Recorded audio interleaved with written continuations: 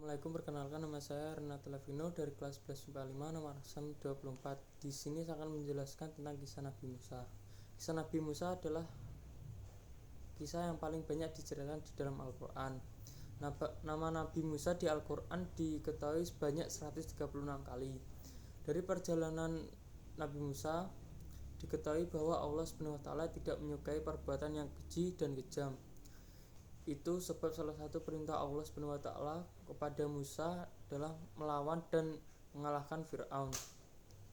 Nabi Musa adalah salah satu nabi dan rasul yang dikaruniai mukjizat yang luar biasa oleh Allah SWT. Nabi Musa adalah ulul azmi dan satu dari 4 nabi yang dikaruniai kitab suci. Nabi Musa diutus untuk menyiarkan agama Islam. Pada suatu hari Fir'aun bermimpi Mesir terbakar hebat. Mimpi itu ditafsirkan bahwa suatu hari akan ada bayi laki-laki yang akan menghancurkan kerajaan Mesir.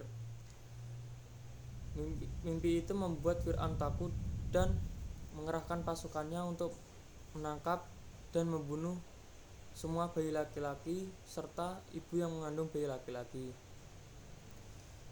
Diketahui hal itu, Yukabat ibu Nabi Musa pun takut dan diperintahkan oleh Allah untuk menghanyutkan Nabi Musa ke Sungai Nil. Setelah dihanyutkan, Nabi Musa ditemukan oleh wanita, yaitu istri Fir'aun.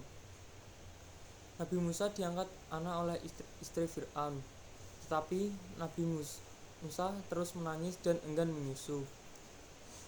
Istri Fir'aun pun kebingungan dan mencari seseorang wanita yang ingin menyusui dan merawat Nabi Musa. Setelah didapat seseorang wanita tersebut, Nabi Musa ingin menyusui dan tidak menangis lagi, karena yang disusui adalah ibu Nabi Musa, yaitu Yukabat. Setelah dewasa, Nabi Musa pergi ke Madian dan bertemu Nabi Syuaib. Di sana Nabi Musa menikah dengan anaknya Nabi Syuaib. Setelah 10 tahun di sana, Nabi Musa kembali ke Mesir. Di perjalanan, Nabi Musa melihat sinar yang terang di Bukit Sinai. Itu adalah rahmat pertama atau wahyu pertama Nabi Musa. Allah menunjukkan mukjizat kepada Nabi Musa, yaitu tongkat berubah menjadi ular, dan Nabi Musa diutus Allah untuk membuat tobat Fir'aun. Setelah sampai di Mesir, Nabi Musa menemui saudaranya, yaitu Harun. Harun adalah saudara Nabi Musa yang pandai bertutur kata dengan baik dan diangkat oleh Allah sebagai Nabi Harun.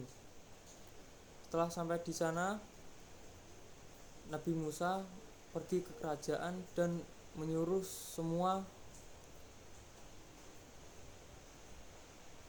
sihir kerajaan untuk menunjukkan sihir-sihir pada Nabi Musa. Setelah ditunjukkan semua sihir di kerajaan Fir'aun tunduk kepada Nabi Musa, tetapi Fir'aun malah marah dan tidak suka dengan Nabi Musa. Nabi Musa pun memperingatkan agar cepatlah bertobat, tetapi Fir'aun sungguh tidak menggugu atau ingin bertobat sama sekali. Allah pun mendatangkan musim kemarau yang membuat rakyatnya kelaparan, kutu, dan airnya berubah menjadi darah. Nabi Musa pun